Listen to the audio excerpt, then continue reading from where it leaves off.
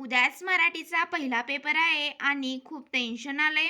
तर विद्यार्थी मित्रांनो, समजा तुम्हाला एखाद्या ठिकाणी जायचे आहे आणि त्या त्या ठिकाणचा तुम्हाला पत्ता माहीत नाही, तर तुम्ही काय करता?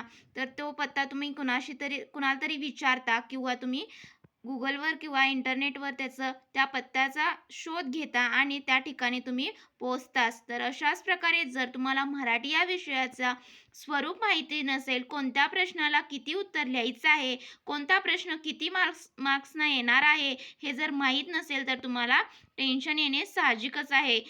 तर नमस्कार विद्यार्थी मित्रांनो, ॲज सपोर्ट या चॅनलमध्ये तुमचे स्वागत आहे. आज आपण या व्हिडिओमध्ये 10वीचा उद्याचा 20 फेब्रुवारी 2026 रोजी मराठी विषयाचा पेपर कसा असेल आणि तो तुम्ही कसा सोडवला पाहिजे हे सर्व या व्हिडिओमध्ये मी तुम्हाला सांगणार आहे. तर सर्वप्रथम विद्यार्थी मित्रांनो, पुन्हा एकदा तुमचा सीट नंबर व्यवस्थित अगदी लिहायचा आहे. त्यानंतर तुमची सही करायची आहे व केंद्र क्रमांक लिहून त्यानंतर तुमचा विषय मराठी, दिनांक 20 फेब्रुवारी 2026, त्यानंतर उत्तर लेखनाची भाषा ही मराठी असणार आहे. तर तुमचा एकूण 80 मार्क्सचा हा प्रश्नपत्रिका असणार आहे किंवा याला आता कृतीपत्रिका म्हणतात आणि यासाठी तुम्हाला 3 तास हा वेळ देण्यात येणार आहे. तर सर्वप्रथम विद्यार्थी मित्रांनो, विभाग 1 गद्य जो असणार आहे तो एकूण 18 मार्क्ससाठी असणार आहे. जो पठित गद्यवरती व अपठित गद्यवरती प्रश्न हे विचारले जातात. तर प्रश्न क्रमांक 1 हा जो मेन प्रश्न आहे तो तुम्हाला चौकटीत लिहायचा आहे. त्यानंतर जो प्रश्न आहे पहिला, त्यामध्ये पहा, पहिला असणार आहे तो आकलन कृतीवरती असणार आहे. जो तुमचा पहिला पाठ्य आहे पाठ्यपुस्तकातील बोलतो मराठी यावरची तुम्हाला आकलन कृती ही विचारलेली आहे. पहा, भाषा वापरताना अर्थाचा अनर्थ टाळण्यासाठी आवश्यक उपाय. तर तुम्हाला जो परिच्छेद देतील, जो उतारा देतील, पठित असणार आहे तो व्यवस्थित वाचायचा आहे आणि त्यावरचे उत्तर हे तुम्हाला चौकटीत हे लिहायचं आहे, ज्यासाठी 1 मार्क्स असणार आहे. त्यानंतरचा पहिलाच मधला 1 मार्क्ससाठी असणार आहे. आणि पहा, आकलन कृती ही त्यामध्ये पहा, प्रत्ययांची जागा अनेक वेळा चुकते अशी ठिकाणे. तर सार्वजनिक समारंभ आणि वाहिन्या हे उत्तर तुम्हाला उतार्यातून शोधून अगदी व्यवस्थित इथे लिहायचं आहे आणि तुम्हाला ज्या या कृती देणार आहेत त्या तुम्हाला पेनेनच काढायच्या आहेत. त्यानंतर दुसरा देखील असणार आहे, तो पहा, आकलन कृतीवरचा असणार आहे. त्यामध्ये तुम्हाला चौकटी पूर्ण करा किंवा एका वाक्यात उत्तरे लिहा, रिकाम्या जागा भरा, चूक की बरोबर लिहा, असे कोणतेही प्रश्न 2 मार्क्ससाठी विचारणार आहेत. त्यामध्ये पहा, इथे तुम्हाला चौकटी पूर्ण करायच्या आहेत. शब्दांचा अर्थ जाणून घेण्याचे साधन, तर शब्दकोश आणि अकलेचा कांदा म्हणजे अतिशहाणा याचे उत्तर तुम्हाला उतारातच पठित जो उतारा देणार आहे त्यामध्येच असणार आहे, ते तुम्ही शोधून अगदी व्यवस्थित लिहायचं आहे. त्यानंतर पहा, दुसरा जो असणार आहे तो एका वाक्यात उत्तरे लिहायचं असणार आहे, ज्यामध्ये शब्दप्रयोग व वाक्यप्रचार ही भाषेची खास शैली असते. तर याचा उत्तर तुम्हाला एका वाक्यात लिहायचं आहे. त्यानंतर पहा, अशा तऱ्हेने दुसरा देखील 2 मार्क्ससाठी असणार आहे. आणि तिसरा असणार आहे तो स्वमतचा असणार आहे. त्यामध्ये काय स्वमत विचारलं आहे, तर पहा, तुम्ही शहाणे आहात या वाक्यातील शहाणे या शब्दाचा अर्थछटा तुमच्या भाषेत लिहा. तर तुम्हाला काय वाटतं, शहाणे याचे 2 अर्थ आहेत आणि ते तुम्हाला व्यवस्थित अगदी उदाहरणासहित ते पटवून द्यायचं आहे, ज्यासाठी तुम्हाला किती 3 मार्क्स असणार आहेत. तर अशा तऱ्हेने पहा विद्यार्थी मित्रांनो, प्रश्न क्रमांक 1 जो असणार आहे तो एकूण 7 मार्क्ससाठी असणार आहे आणि जो पठित उतारा तुम्हाला तिथे पठित उतारा देणार आहेत आणि त्यावरचे तुम्हाला 3 प्रश्न हे विचारणार आहेत आणि स्वमत अगदी तुम्हाला उदाहरणासह स्पष्टीकरण त्यामध्ये दिले तरी तुम्हाला तिथे 3 पैकी 3 मार्क्स हे भेटून जातील. त्यानंतर पहा, प्रश्न क्रमांक 1 जो असणार आहे तो देखील पठित उतार्यावरती असणार आहे. त्यामध्ये पहिला प्रश्न असणार आहे तो पहा, आकलन कृतीवरचा. तर सोनाली हो जो तुम्हाला पाठ्यपुस्तकातील पाठ्य आहे त्यामधीलच हा एक उतारा देण्यात आलेला आहे. त्यामध्ये पहा, लेखकाने निवडलेल्या पिलाची वैशिष्ट्ये. तर तुम्हाला एक यातलं कोणतेही वैशिष्ट्य देतील आणि तुम्हाला राहिलेले 2 वैशिष्ट्ये उतार्यातून शोधून लिहायचे आहेत. तर इथं शांत स्वभावाचं आणि सशक्त हे उत्तर लिहिलेलं आहे, ज्यासाठी तुम्हाला 1 मार्क्स असणार आहे. आणि त्यामध्येच दुसरा जो आहे तो पहा, चौकटी पूर्ण करा, ज्यामध्ये तुम्हाला 2 दिलेले आहेत आणि प्रत्येकी अर्धा गुण असणार आहे. तर वाघ सिंह पूर्ण ताकदीने होण्याकरता लागणारा कालावधी. तर उतार्यातच त्याचे उत्तर असणार आहे, ते तुम्हाला फक्त हुडकून त्या फक्त शोधून त्या चौकटीत तुम्हाला लिहायचे आहे. अशा तऱ्हेने प्रश्न क्रमांक जो पहिला होता तो आकलन कृतीवरचा एकूण 2 मार्क्ससाठी असणार आहे. त्यानंतर दुसरा असणार आहे तो पहा विद्यार्थी मित्रांनो, तो देखील आकलन कृतीवरचा असणार आहे. त्यामध्ये विधाने पूर्ण करा किंवा कारणे लिहा असे प्रश्न येणार आहेत जे 2 मार्क्ससाठी असणार आहेत. तर इथं बघा, पहिला जो विचारला आहे तो आहे, लेखक आज पशुमधील पशुत्वाची शिकार करायला निघाला होता. लेखकाने त्याच्या कुत्रीचे नाव रुपाली असे का ठेवले? तर कारण लेखकाने आणलेल्या कुत्रीचे केस हे रुपेरी होते, त्यामुळे त्याने रुपाली हे नाव ठेवले. हे देखील तुम्हाला 2 मार्क्ससाठी विचारण्यात येतं. त्यानंतर तिसरा जो असणार आहे तो पहा स्वमतवरचा असणार आहे. त्यामध्ये बघा, स्वमत देखील जो तुम्हाला उतारा देणार आहे त्या रिलेटेडच तुम्हाला तिथे प्रश्न असतात. त्यामुळे स्वमत हे कोणीही स्किप करायचे नाही, ते 3 मार्क्ससाठी असणार आहे. तर लेखकाप्रमाणे तुम्ही कोणत्या एखाद्या प्राण्यावर प्रेम केले आहे का, तर त्याबद्दलची माहिती तुम्ही थोडक्यात लिहा. त्या स्वमतला विचारण्यात खूप सोपा प्रश्न आलेला आहे पहा. त्यामुळे तुम्ही ते उत्तर तुमचं अगदी अर्धा पेज भरून लिहिलं तरी तुम्हाला 3 मार्क्स हे मिळून जातील. त्यामध्ये तुमचंच मत असणार आहे, दुसऱ्याचं अजिबात उतरून लिहायचं नाही. तर इथे मी एक उदाहरण तुम्हाला सोडवून दिलेलं आहे, ते तुम्ही पाहू शकता. तर अशा तऱ्हेने प्रश्न क्रमांक 1 जो होता तो एकूण 7 मार्क्ससाठी होता आणि तो पठित उतार्यावरती आधारित होता. त्यानंतर प्रश्न क्रमांक 1 जो असणार आहे तो पहा विद्यार्थी मित्रांनो, अपठित उतारा असणार आहे. म्हणजे तुम्हाला पाठ्यपुस्तकाबाहेरील एखादा उतारा देतील आणि त्यावरचे तुम्हाला 4 मार्क्ससाठी हे प्रश्न विचारणार आहेत. त्यामध्ये पहिला असणार आहे तो आकलन कृतीवरचा असणार आहे. तर एखाद्या घारापुरी बेटाची वैशिष्ट्य यामध्ये पहिला जो आहे तो आकलन कृतीवरचा आहे. त्यामध्ये तुम्हाला उतारा कशावरचा दिलेला आहे त्यावरचेच तुम्हाला संबंधित प्रश्न असणार आहेत. तर दुसरा देखील बघा काय असणार आहे, तो देखील आकलन कृतीवरचाच असणार आहे. ज्यामध्ये पाहू शकता तुम्ही की चौकटी पूर्ण करा किंवा एका वाक्यात उत्तरे लिहा, कारणे लिहा असे सोपे प्रश्न 1-1 मार्क्ससाठी असणार आहेत.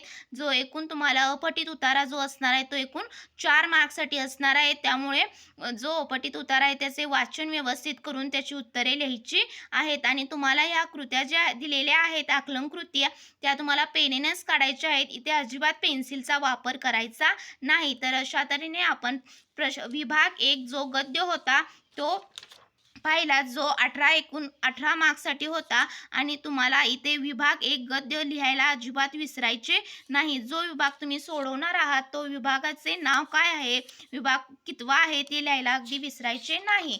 त्यानंतर पहा विभाग 2 जो असणार आहे तो पद्य असणार आहे आणि तो एकूण किती 16 मार्क्ससाठी असणार आहे. ज्यामध्ये तुम्हाला पहिला जो असणार आहे प्रश्न क्रमांक 2 जो असणार आहे तो पठित पद्यवरती असणार आहे. यामध्ये पहा, तू झालास मूक समाजाचा नायक ही कविता तुम्हाला दिलेली आहे आणि त्यावरचे 8 मार्क्ससाठी हे प्रश्न आहेत. तर कशा प्रकारे प्रश्न विभागले गेले आहेत ते आज आपण पाहणार आहोत. तर पहिला जो आहे तो आकलन कृतीवरचा आहे पहा, 2 मार्क्ससाठी असणार आहे. ज्यामध्ये पहा सोपा प्रश्न विचारलेला आहे, डॉक्टर बाबासाहेब आंबेडकरांनी नाकारलेली गोष्ट, तर मळवाट. त्यानंतर दुसरा असणार आहे तो 1 मार्क्ससाठी असणार आहे, डॉक्टर बाबासाहेब आंबेडकरांचे स्वागत करणारे खाच खळगे. तर तुम्हाला त्या पठित जो तुम्हाला कविता देतील त्यातील तुम्हाला उत्तर फक्त यात शोधून लिहायचे आहे आणि ते कृत्या ज्या आहेत त्या पेनेनच काढायच्या आहेत. त्यानंतर दुसरा देखील असणार आहे तो 2 मार्क्ससाठी असणार आहे आणि तो काय असणार आहे तर आकलन कृतीवरचाच असणार आहे. तर इथं काय दिलंय बघा, तुलना करायची आहे की 50 वर्षापूर्वीची परिस्थिती काय होती आणि 50 वर्षानंतरची परिस्थिती काय आहे. तर जी तुम्हाला कविता देतील त्यामध्ये ह्याचं उत्तर आहे आणि ते तुम्हाला व्यवस्थित अगदी त्याची तुलनात्मक इथे मांडणी करायची आहे आणि ज्यासाठी तुम्हाला 2 मार्क्स हे असणार आहेत. त्यानंतर तिसरा जो असणार आहे तो पहा, तुम्हाला त्या कवितेमधील काही 2 ते 3 ओळी देतील आणि त्याचा सरळ अर्थ लिहा असा प्रश्न येते. तिसऱ्यामध्ये असणार आहे ज्याचे उत्तर तुम्हाला 4 ते 5 वाक्यात लिहायचे आहे आणि तिथे तुम्हाला त्या कवितेच्या ज्या ओळी देतील त्या परत परीक्षेत लिहिण्याची अजिबात गरज नाही. तर तुम्हाला इथे कळावे म्हणून मी हे पहिलं जे कवितेची ओळ आहे ती लिहिलेली आहे. तर काय आहे पहा, पण आज 50 वर्षांनी अनुभवतोय सूर्यफुले तुझा ध्यास घेत आहेत. तर याचा सरळ अर्थ काय आहे तर मी लिहिलेला आहे, तुम्हाला दिसतच आहे. तर अशा प्रकारे तुम्हाला 4 ते 5 ओळीत अगदी त्याचं लिहायचं आहे, ज्याच्यासाठी किती 2 मार्क्स आहेत. त्यानंतर चौथा असणार आहे तो असणार आहे तुमचा कवितेवरचंच तुम्हाला काव्य सौंदर्य लिहायचं आहे. जी दिलेली कविता आहे त्यातील तुम्हाला कोणत्याही कवितेच्या ज्या ओळी आहेत त्या 4 ते 5 ओळी देतील. त्यावरचे तुम्हाला काव्य सौंदर्य लिहा, जे तुम्हाला 2 मार्क्ससाठी असणार आहे. आणि यामध्ये देखील तुम्हाला कवितेच्या ओळी परत उत्तरपत्रिकेत लिहिण्याची आवश्यकता नाही. यामध्ये तुम्ही तुमचं उत्तर हे व्यवस्थित अगदी प्रश्न क्रमांक लिहून ते उत्तर अगदी 5 ते 7 ओळीत लिहायचं आहे आणि ज्यासाठी मार्क्स 2 असणार आहेत. तर अशा तऱ्हेने प्रश्न क्रमांक 2 जो पठित पद्यवरती होता, तो एकूण 8 मार्क्ससाठी असणार आहे. त्यानंतर पहा, प्रश्न क्रमांक 2 जो असणार आहे तो देखील पठित पद्यवरतीच असणार आहे, ज्यामध्ये तुम्हाला कृती कशी असणार आहे पहा, कवितेवर आधारित कृती असणार आहे. तर पहिली असणार आहे तर कोणतीही तुम्हाला एक कविता त्यातील निवडायची आहे. 2 देतील, त्यामधली एक कविता तुम्हाला जी सोपी वाटते, ज्याचा अभ्यास तुम्ही व्यवस्थित केला आहे आणि ज्या कवितेचे कवयित्री किंवा कवी तुम्हाला माहीत आहे त्याचंच व्यवस्थित लिहायचं आहे, ज्यासाठी तुम्हाला 4 मार्क्स एकूण असणार आहेत. तर कशाप्रकारे मार्क्सचं डिव्हिजन केलं आहे पहा. प्रस्तुत कवितेचे कवयित्री कोण आहेत, तर नीरजा व्यवस्थित लिहायचं आहे. आश्वासक चित्र या कवितेची कवयित्री नीरजा आहेत. त्यानंतर कवितेचा विषय काय असणार आहे ते तुम्हाला माहिती असले पाहिजे.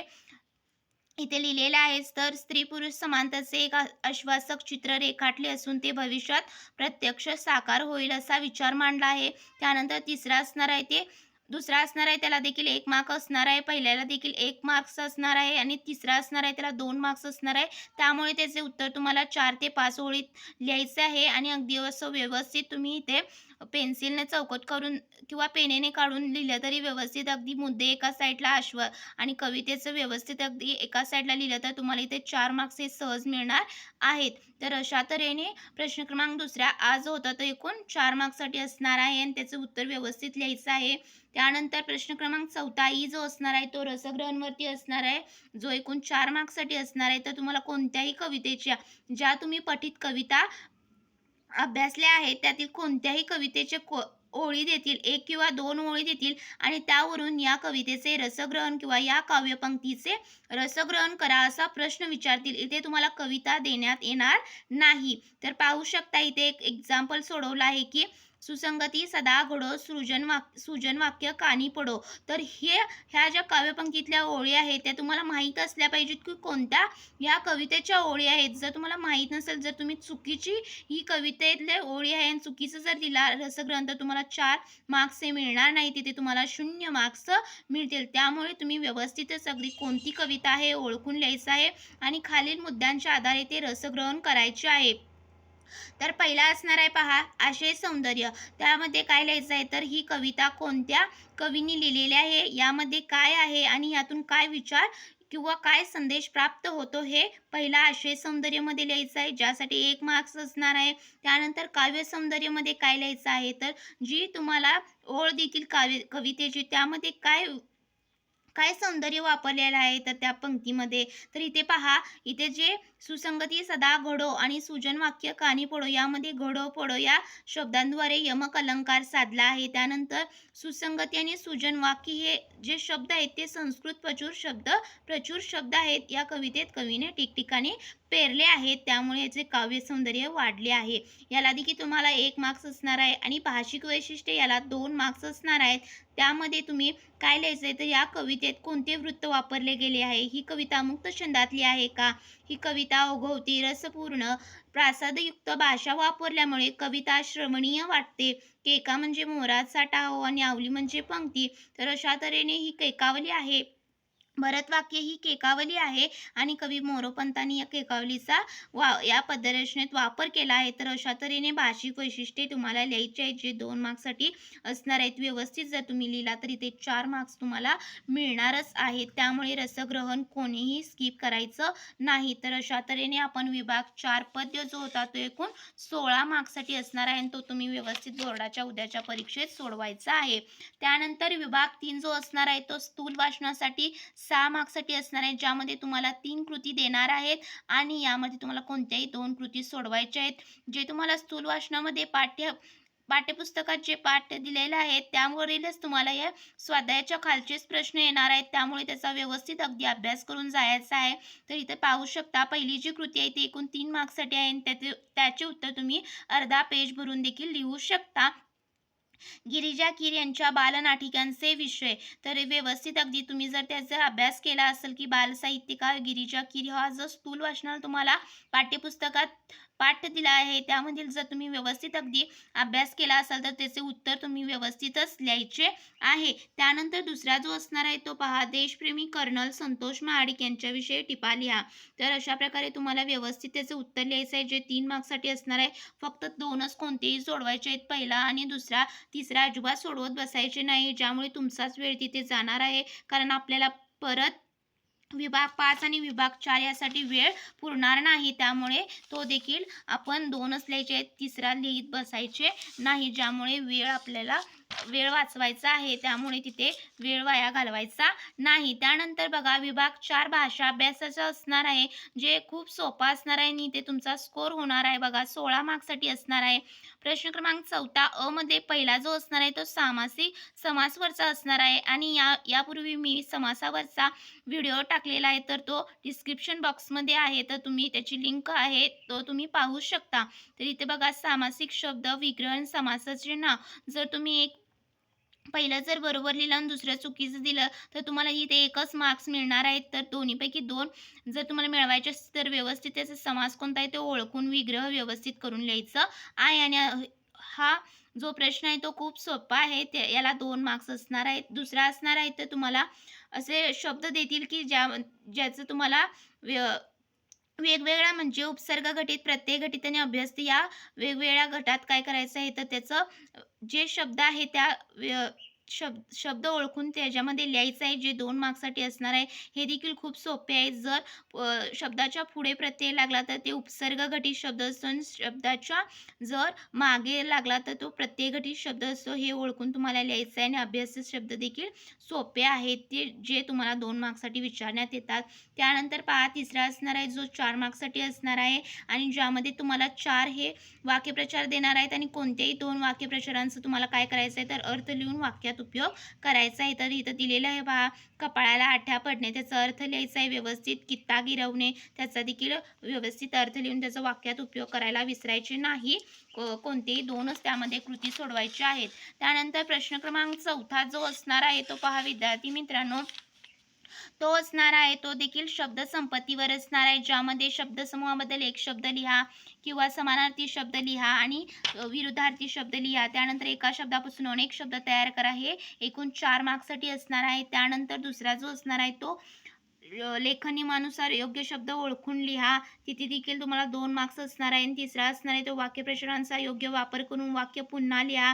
ते देखील किती 2 मार्क्ससाठी असणार, 1 मार्क्ससाठी असणार आहे सॉरी. आणि 4था असणार आहे तो पारिभाषिक शब्दांचा असणार आहे, ज्यामध्ये तुम्हाला 1 मार्क्स असणार आहे. 2 कृती सोडवायच्या आहेत अर्धा-अर्धा मार्क्ससाठी. तर अशा तऱ्हेने आपण भाषाभाषेचा विभाग 4 पाहिला, जो 16 मार्क्ससाठी असणार आहे आणि खूप सोपा असणार आहे. त्यामुळे हे व्यवस्थित अगदी काळजीपूर्वक तुम्हाला त्याचं उत्तर लिहायचं आहे. त्यानंतर बघा, विभाग 5 जो उपयोजित लेखनाचा असणार आहे तो एकूण तुमचा 24 मार्क्स असणार आहे आणि ज्यामध्ये तुम्हाला वेळही खूप द्यावा लागणार आहे आणि तुमचे लिखाण हे जास्त यामध्ये तुम्हाला मार्क्स असल्यामुळे लिखाणे जास्त करावे लागते. तर जो अपठित उतारा होता प्रश्न क्रमांक पहिला ई मध्ये, त्याचे तुम्हाला सारांश लेखन 6 मार्क्ससाठी ते विचारतात. किंवा जर तुम्हाला पत्रलेखन लिहायचं असेल तर तेही तुम्ही लिहू शकता आणि ते देखील खूप सोपं आहे. तर इथे तुम्हाला सारांश लेखनामध्ये त्याचं शीर्षक द्यायला विसरायचे नाही. त्यानंतर खूप कमी शब्दात म्हणजे 5 ते 6 ओळीत तुम्हाला सारांश त्या जो अपठित उतारा देणार आहे त्याचं लिहायचं आहे, ज्यासाठी तुम्हाला 6 मार्क्स असणार आहेत.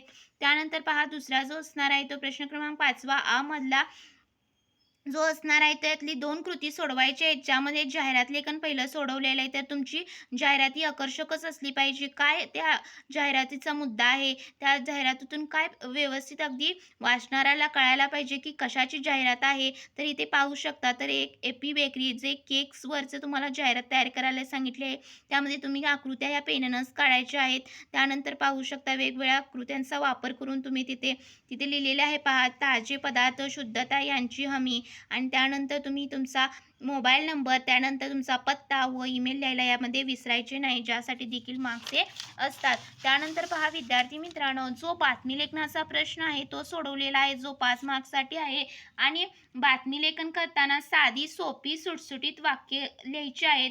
अर्थहीन पाल्लाळी करायचं नाही. तर बातमी काय असते, तर बातमीमध्ये वेगळेपणा आणि नाविन्य असते. कुत्रा माणसाला चावला तर ही बातमी होत नाही, परंतु माणूस कुत्र्याला चावला तर ही बातमी होते. तर यामध्ये घटनेतील हा वेगळेपणा तुम्ही लक्षात घेतला पाहिजे. यामध्ये बघा, जो बातमीचा मथळा आहे तो अल्प शब्दात आकर्षक आणि बातमीच्या गाभ्याचे दर्शन घडवणारा आणि बातमी वाचण्याची उत्सुकता वाढणारा हवा. बातमीचा जो शिरोभाग आहे म्हणजे बातमीतील सर्वात महत्त्वाचा जो भाग आहे तो सारांश रूपाने प्रथम लिहायला पाहिजे. त्यानंतर बातमीचा तपशील जो आहे तो काय करायला पाहिजे, तर खालच्या ज्या परिच्छेदामध्ये समग्र घटनेचे वस्तुनिष्ठ वर्णन करायचे आहे. तर बातमीचा विस्तार हा बातमीतील कमी महत्त्वाचा तपशील यामध्ये असतो. तर अ, तर पाहू शकता तुम्ही, जे तुम्ही घटनेतील महत्त्वाचा जो भाग आहे तो प्रथम द्यायचा असतो आणि नंतर तपशीलवार स्पष्टीकरण द्यायचे असते. तर याला एक शीर्षक हे कसं अट्रॅक्टिव्ह म्हणजेच लक्षवेधक असलं पाहिजे. त्यानंतर बातमी लिहिताना कसं त्यामध्ये स्थळ, काळ, व्यक्ती यांचा उल्लेख केलेला असावा. त्यानंतर बघा, शीर्षकानंतर तुम्हाला सविस्तर स्पष्टीकरण द्यायचे आहे. घटनाक्रमाने सांगायचे आहेत. लेखन तटस्थपणे करायचे. बातमी लेखनामध्ये तुमची बातमी वाचल्यावर वाचकांच्या डोळ्यासमोर ती घटना उभी राहिली पाहिजे, अशी तुमची बातमी असली पाहिजे. त्यानंतर बातमी लेखनात भाषा सरळ व साधी सोपी असली पाहिजे. त्या बातमीमध्ये छोटी छोटी वाक्य व परिच्छेद असावेत आणि तुमचे बातमी लेखन हे पॉझिटिव्ह म्हणजे सकारात्मक असले पाहिजे. घटना जशी घडली आहे तशीच ती वृत्तलेखनात सांगावी. अलंकारिकता भाषा टाळावी. त्यानंतर बातमी लेखन करताना लेखनविषयक नियम पाळावेत. बातमी सामाजिक ताणतणाव निर्माण करणारी नसावी. बातमी सामाजिक संस्था व व्यक्ती यांची बदनामी करणारी नसावी. मात्र अशी बातमी समाजहिताची असल्यास अवश्य द्यावी. बातमीत अन्याय, हिंसा, महिलांवरील अत्याचारांचे वर्णन भडक नसावे. त्यानंतर पहा, बातमी लेखन हे स्वच्छ सुंदर असावे. त्यामध्ये कोणतेही खाडाखोड करायची नाही. तुम्ही व्यवस्थित अगदी एक पेज भरून जरी लिहिला तर तुम्हाला 5 पैकी 5 हे बातमी लेखनात मिळून जातात. त्यानंतर शेवटचा जो प्रश्न असणार आहे तो पहा, वैचारिक निबंध. तुम्ही आत्मकथनात्मक जो निबंध आहे तो देखील लिहू शकता. जो तुम्हाला सोपा जातो तो तुम्ही निबंध परीक्षेत लिहायचा आहे. आणि ज्यासाठी किती मार्क्स असणार आहेत, तर पहा विद्यार्थी मित्रांनो, 8 मार्क्स असल्यामुळे तुम्हाला ज्या विषयाचा निबंध येतो तोच विषय लिहायचा आहे. तर मी ते वैचारिक निबंधाचं उदाहरण दिलेलं आहे. तर मी पहिल्यांदा इथं मुद्दे लिहिलेले आहेत, ते तुम्ही परीक्षेत लिहिण्याची अजिबात गरज नाही. तर इथे वैचारिक निबंध कशावरती दिलेला आहे, तर ताणतणावांचे दुष्परिणाम. तर दुष्परिणाममध्ये पाहू शकता तुम्ही, ते एखादा प्रसंग घडलेला तुमच्या आजूबाजूला घडलेला पहिल्यांदा तुम्ही पहिल्या परिच्छेदात लिहिला तरी चालतं.